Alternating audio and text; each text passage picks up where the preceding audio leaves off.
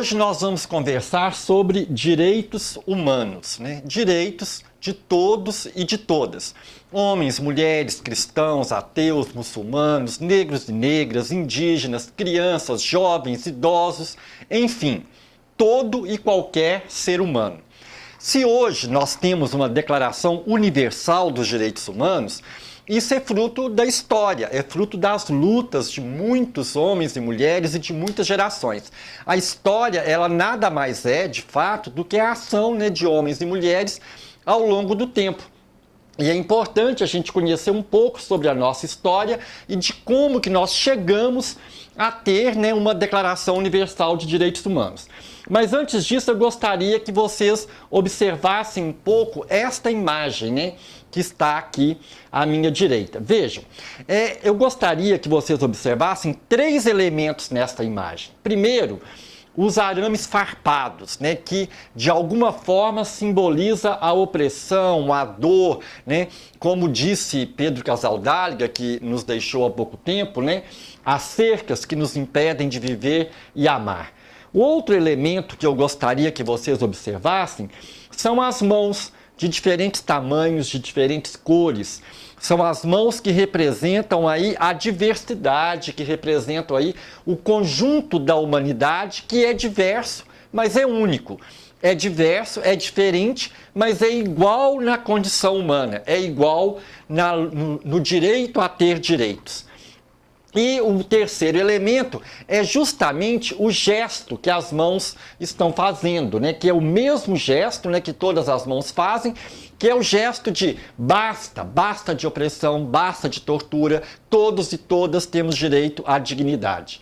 Isto é um fruto das lutas populares, das lutas dos homens e mulheres, desde milênios atrás, para que nós possamos ter hoje uma Declaração Universal dos Direitos Humanos.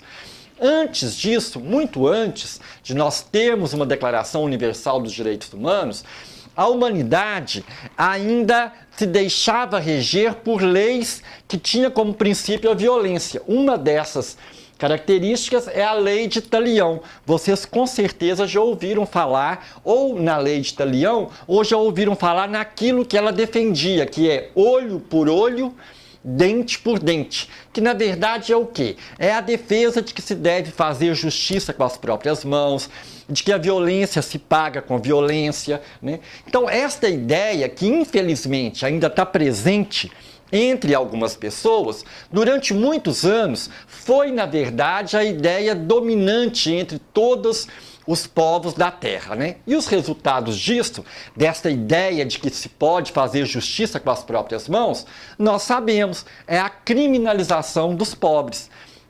Vamos nos lembrar, por exemplo, aqui do caso dos pelourinhos, Há 200 anos atrás, nas grandes cidades brasileiras, nós tínhamos no centro, na praça central de cada cidade, um pelourinho, que normalmente era de pedra, às vezes também de madeira, no qual eram amarrados, acorrentados homens e mulheres que eram considerados criminosos, que tinham cometido alguma coisa que era considerada errada, era açoitada em praça pública.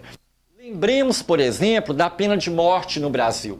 Durante muitos anos o Brasil teve pena de morte e as pessoas que eram condenadas eram enforcadas em praça pública.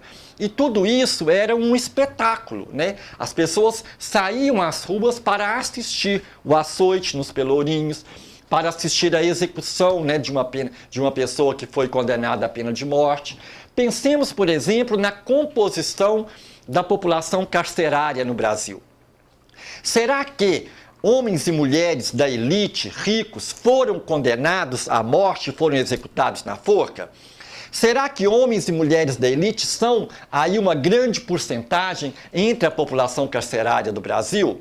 Será que somente pobres têm, de fato, sido açoitados aí nos pelourinhos e nas penitenciárias e na vida, pela legislação? Esta é uma questão sobre a qual vale a pena a gente pensar, Antes, então, de nós termos uma Declaração Universal dos Direitos Humanos, nós tivemos, por exemplo, o Código de Hammurabi, que defendia a ideia de olho por olho, dente por dente.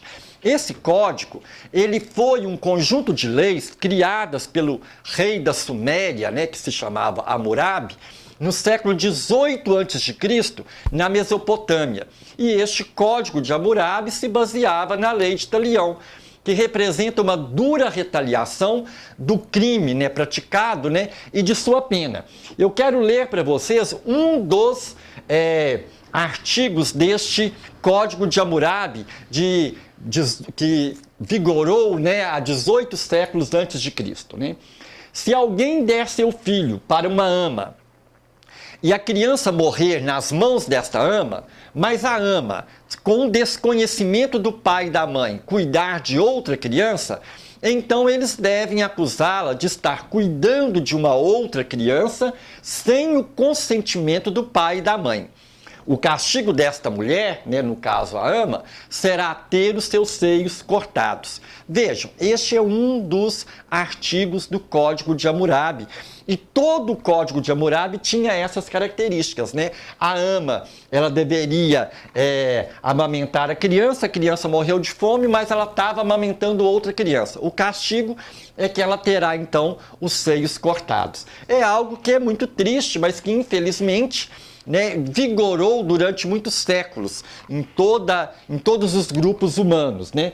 Nós temos aqui, por exemplo, já uma outra imagem de um avanço estrondoso ainda na Idade Antiga, né, no ano 530 a.C., que é quando nós tivemos o cilindro de Ciro. Né? Ele foi descoberto em 1889 e foi traduzido pela ONU em 1971. Vejam, é cilindro justamente porque ele tem essa forma cilíndrica, né? E ele tem aqui várias letras, né, que são gravadas, né, nessa escrita cuneiforme, né, que é uma escrita que é feita com alguma cunha, né, num cilindro que é de mais ou menos 2.530 anos atrás. Né? O cilindro de Ciro, né, ele foi escrito por Ciro, que é o rei da Pérsia, né, por volta aí do ano 539 a.C., e ele é considerado a primeira declaração dos direitos humanos na história. Então vejam, se nós temos o Código de Hammurabi no século 18 a.C., no século 6 a.C. nós temos os cilindros de Ciro. Este conjunto de leis, ele representou um avanço muito grande do ponto de vista histórico, porque nele, né, o rei da Pérsia abolia a escravidão, decretava a liberdade religiosa, decretava a igualdade, né, racial. Então é um avanço tremendo, né? Mas nós sabemos que a história, ela não caminha linearmente, né? Nós caminhamos com idas e vindas, com avanços e retrocessos, né? E após este avanço, que acontece aqui com o cilindro de Ciro, nós vamos ter outros também retrocessos, a escravização continua, depois nós temos um grande período aí em que os homens e mulheres eram servos, né, dos senhores feudais, mas aos poucos nós vamos avançando até chegarmos em 1789, né, que é o ano da Revolução Francesa, quando os franceses vão então acabar com a monarquia absolutista, né, e vão redigir a Declaração de Direitos do Homem e do Cidadão. Isto na França, né, em 26 de agosto de 1789. Né? Então, essa Declaração de Direitos do Homem e do Cidadão, assim como a Declaração dos Direitos nos Estados Unidos em 1791, né, são precursores escritos, né, para muitos dos documentos de direitos humanos que nós temos ainda hoje, né? Mas, mesmo com todos esses avanços, nós sabemos que a história continua tendo alguns retrocessos, né? Esta imagem que eu estou mostrando aqui, com toda certeza vocês já viram em algum momento, né? Vejam, é a imagem de judeus, né, no momento em que um dos campos de concentração aí foi libertado pelas forças, né, soviéticas e estadunidenses ao final da Segunda Guerra Mundial. São imagens tristes, né, que nos chocam ainda hoje, mas eu quero mostrar algumas para vocês desse mesmo ponto de vista histórico. Veja, essa outra também que é um judeu, né, no momento em que ele está sendo libertado no campo de concentração, né, em Auschwitz, né. Esta imagem aqui, que pode parecer estranha, mas que é uma das imagens mais sufocantes de nossa história, que são aí as paredes de uma câmara de gás. Vejam que ela é de pedra, né, de mármore. Nas câmaras de gás, os judeus eram ali fechados, né, e abria-se a câmara, né, a abertura para entrar no gás, e eles morriam sufocados. E nós temos aqui o sinal das unhas, né, dos homens e mulheres que morreram sufocados ali dentro dessa câmara de gás. Né, são várias imagens, veja, como essas, que nos dizem, né, do horror a que o mundo esteve exposto, né, na primeira metade ainda do século XX, com o nazifascismo. E por que eu estou trazendo essas imagens, né? Há um filósofo que se chama Theodor Adorno, né, se chamava Theodor Adorno, que quando perguntado para ele do porquê é importante ficar lembrando de coisas tão terríveis, né, que aconteceram, ele diz: é preciso lembrar para que não se repita, né? Para que Auschwitz, que é o nome de um dos campos de concentração, nunca mais aconteça. Então é preciso lembrar para não permitir que isso se repita, para que isso aconteça novamente, né? E quando terminou a Segunda Guerra Mundial, em 1945, em maio de 1945, o mundo ocidental estava destroçado, né? Foram milhões de pessoas mortas, né? E além disso, você tem também uma grande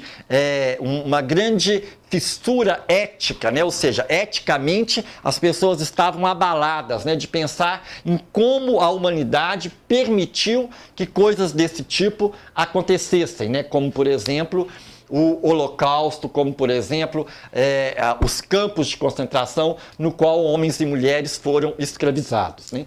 E após, então, a Segunda Guerra Mundial, a Assembleia da ONU se reuniu e durante algum período preparou, então, aquela que viria a ser a Declaração Universal dos Direitos Humanos, né?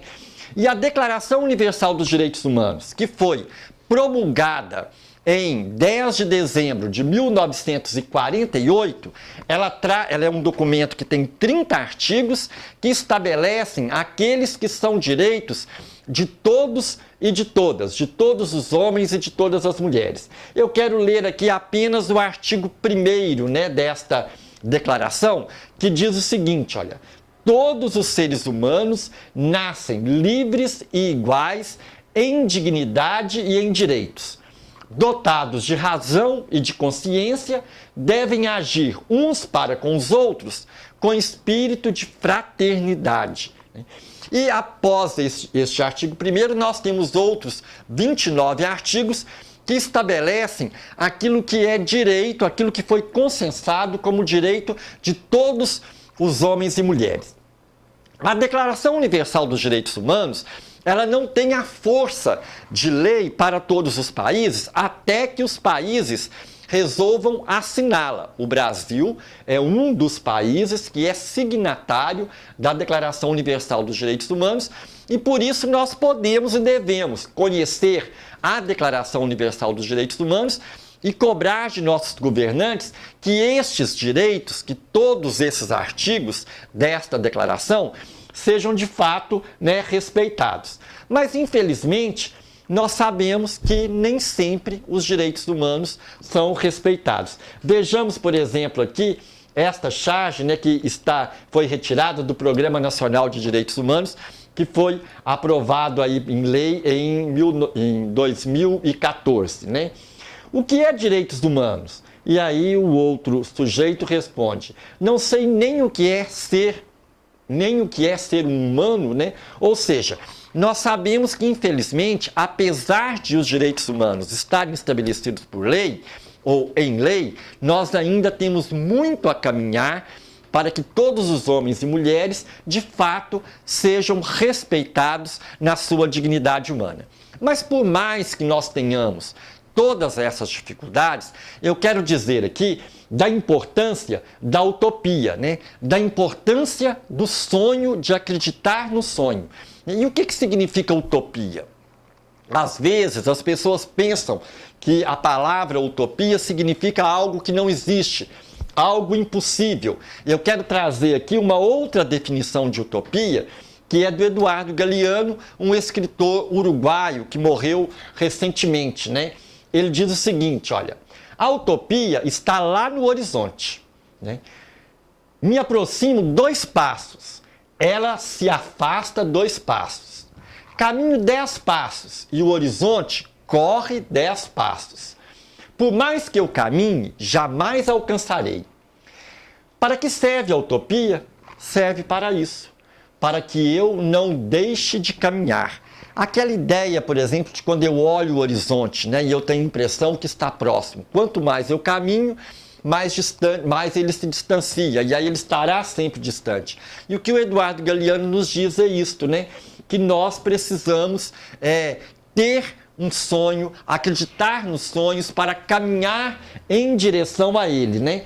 E para finalizar, dizendo ainda desse sonho, que é termos uma sociedade em que todos e todas sejam de fato, né, tratados como seres humanos, na sua dignidade, tendo seus direitos respeitados, né, eu quero trazer aqui, né, o cartoon do Victor Hugo, que diz: não há nada como sonho para criar o futuro.